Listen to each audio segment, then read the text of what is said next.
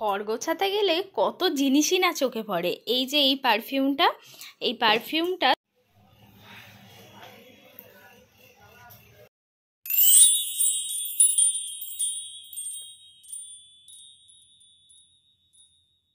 আজকে সকাল থেকে ব্লগটা একদম শুরু করলাম। আমরা ভোরবেলা হাঁটতে বেরিয়েছি দুজনাই, আর হাঁটতে বেরিয়ে এই লাইনের কাছে এসেছি ট্রেন দেখব বলে।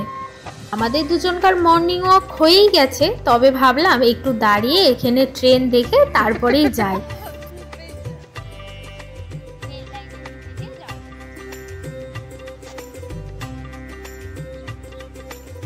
এই যে সকাল সকাল এই যে সমস্ত গ্রসারি নিয়ে বসে গেছি গোছানোর জন্য। এইটা যতক্ষণ না গোছানো হচ্ছে ততক্ষণ যেন একদম ঠিকঠাক লাগছে না, সমস্ত কিছু ওলট পালট লাগছে। এই যে আমার সমস্ত কিছুই গোছানো কমপ্লিট। এই যে কোটোয় কোটোয় সব পুড়ে রেখেছি। আর এদিকে এই যে সাবান রয়েছে এখানে, আর এদিকে কস্তুরি মেথি রয়েছে, ব্যাস। আর এই যে এটা হচ্ছে কাজু বাদামের প্যাকেট, আর এটা হচ্ছে কিশমিশের প্যাকেট। আর সব থেকে মজার ব্যাপার হচ্ছে এই যে এই বিস্কুটগুলো তোমাদের দাদাভাই অর্ডার দিয়েছিল, তো আমি ভেবেছি হয়তো এত বড় কোটো 3-4টে কোটো লাগবে ঢালতে। তারপর দেখলাম এটার ভীষণ সুন্দর সিস্টেম করা, সেটা হচ্ছে এই রকম প্যাকেট ওয়াইজ দেয়া আছে। এই যে তো চলো এটা গোছালেই আমার হয়ে যাবে। এই সব কিছু গোছানোর মধ্যে আবার রান্না বান্না, এই সব কিছু গুছিয়ে নিলাম, আর ওই ওপরের তাকে সব কিছু রেখে দিয়েছি। এখনো অনেক কিছুই বাকি আছে। তুমি করবে খালা, কোনটা খাবে? ভালো দারুন।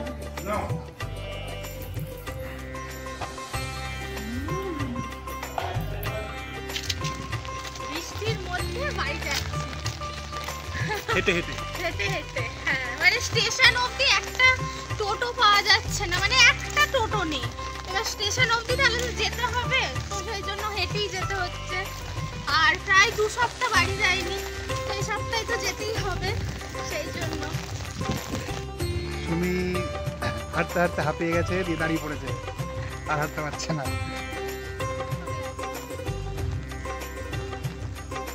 আমাদের আর 5 মিনিট হাঁটলেই আমরা পৌঁছে যাবো।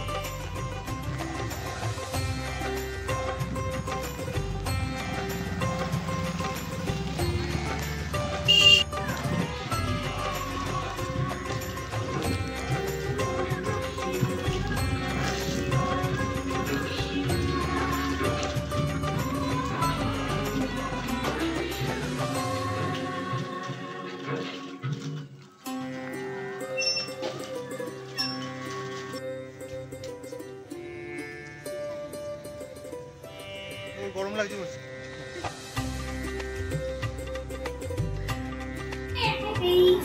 আমার কাছে শুবি তোরা রাত্রিবেলা? হ্যাঁ ঠিক আছে, শোও তাহলে। আমি কোথায় শোবো? আমারই তো শোয়ার জায়গা নেই, এইখানটাই শোবো? আমি ধারে শোবো?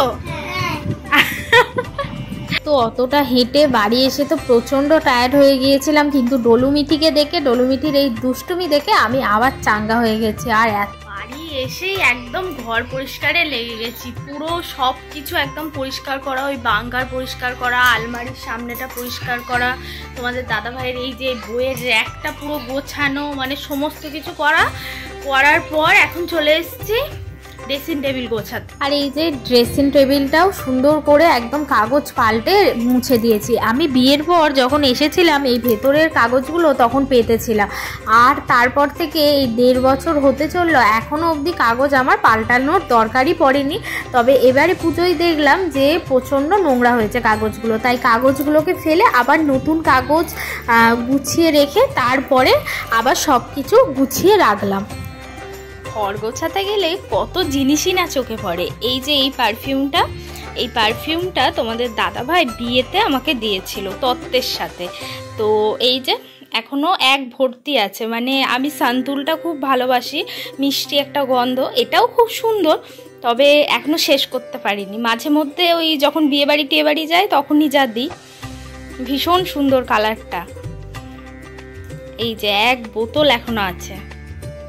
আর এখন তো কত তাড়াতাড়ি সন্ধে হয়ে যাচ্ছে, তাই না? অনেক তাড়াতাড়ি সন্ধে হয়ে যাচ্ছে, প্রায় 5:30 পৌনে 6টার দিকেই সন্ধে হয়ে যাচ্ছে। তো সন্ধেবেলা বর তো অফিসে, আর আমি আমার জায়েদের সাথে বেরিয়েছি একটু স্টেশনে কিছু টুকিটাকি কেনাকাটা করব বলে। পুজোর সময় আমার তো এখনও কিছুই সেইভাবে কেনাকাটা হয়নি, তো টুকটাক কিছু কেনার ছিল ওরও আমারও। তো পাশের একটা কাকিমা, আমি, ছোটদি, আমরা সবাই একসাথে বেরিয়েছিলাম। আর বেরিয়ে এখানে প্রথমেই চলে এসেছি চপের দোকানে চপ খেতে। তো এখানে আমরা স্টমাকের চপ খেলাম, আর চপ খাওয়ার পর চলে এসেছি এখানে ছেলেদের একটা কালেকশন দেখতে। তো এটা পুরোটাই ছেলেদের দোকান, আর সমস্ত কিছু জেমস যা যা জিনিস থাকে তো সেই সব জিনিস পাওয়া যায়।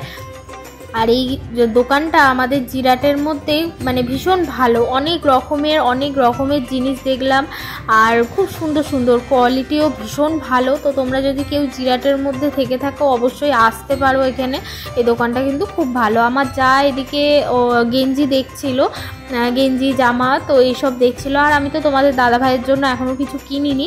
তো দেখা যাক যে কবে কেনাকাটা শুরু করি। আর আমি আর ডলু এদিকে কি করব, আমরা তো কিছুই করছি না, আমরা একটু সেলফি তুলছি। আর তারপর ছোটদি ওদিকে চলে গেল আরেকটা দোকানে, আর আমরা তারপর এদিকে এসছি আবার বাসনের দোকানে। খিচুড়ি খেয়ে ঘেমে নিয়ে আমাদের এই অবস্থা, তাই তো? এইবার তোমাদের একটা কথা বলি, তোমরা জানো আজকে সকাল থেকেই না আমার ভীষণ ভোগ খেতে ইচ্ছা করছে।